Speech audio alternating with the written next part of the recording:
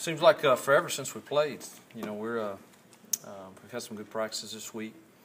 I think our kids are focused and looking forward to a challenge on Saturday in Nashville, and had another good day today.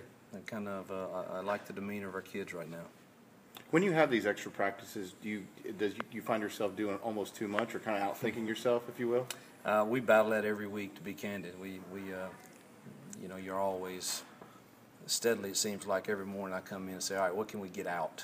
You know, let's watch the film again. And after we slept on it and said, let's get this out or this out, and try to simplify. And I'm sure we'll do the same again tonight. You talked about Boise's scheme being aggressive and, you know, contributing to some of the running problems with their safeties, you know, playing in the box. How does Vanderbilt's scheme compare? How is it different? They're similar to the front. I mean, there's nothing unusual about safeties getting involved. That wasn't really what concerned us and gave us problems. It was more of just the alignments and shifts that took place right before the snap that gave us problems. So we've had a good week to work on that, and I'm sure we'll see it again. So hopefully we'll handle it better next time. Do you like what you've seen from your offensive line this week? Yeah, I thought they've had a good week. You know, we're still, you know, not as deep as I would like, but the ones we have are certainly working to get better, and I think you'll see that. Robert Connors gave you a spark there in the second half at right tackle. Would you anticipate a good battle there with him and Fond to see this as well? Robert is so important to us because he's a three-way swing guy that it's hard to he may suffer and not, quote, get the start every game because of that, but he'll play more snaps probably than most of them. So I don't see that happening right now. I see him going in the game quite early and rotating and keeping guys fresh because it's going to be an afternoon game, and I'm sure it'll be hot. When you watch it on film, what did he do well to kind of provide that? Well, he's just solid. You know, he's solid and knows what he's doing and doesn't make many MAs and plays very, very hard and tough.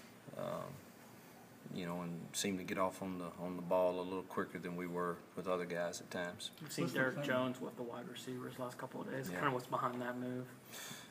Just he's a good athlete, and we need some depth at receiver too. You know, I've said all along, tight end, receiver, and O-line, we haven't completed that depth chart to where it looks like it. And you know, when you go into one of these afternoon games and you know that the chance of it being hot and us wanting to play like we play, and right now, you know, I mean, we can move some guys around, but if you just look at the depth chart, we really only have, you know, 3 outside guys, and you know, we need another guy semi-ready. I can't say that he could do everything, but in 1 week. But he's a really good athlete. He worked with defense too yesterday. He'll still work in some nickel and dime and some red zone corner stuff, which is not too hard for him to learn.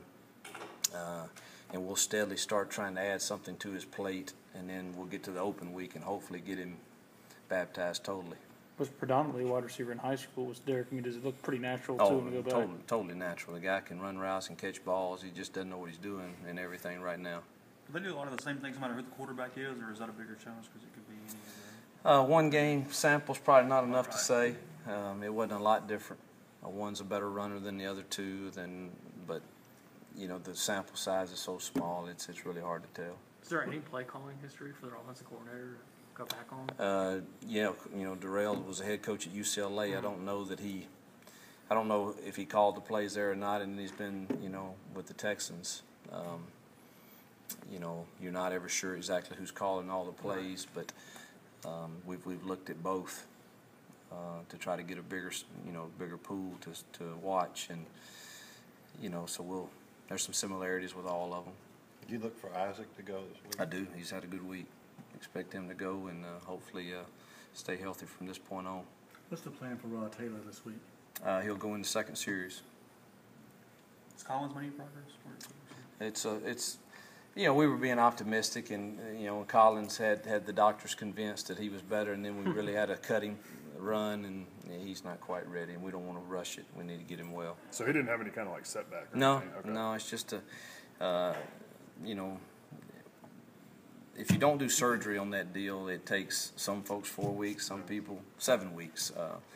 We just, and that's another reason Derek has made the move, because we kind of hoped we'd have him back for week 2 at least, and when we saw that wasn't going to happen, I didn't feel comfortable, not having another guy ready.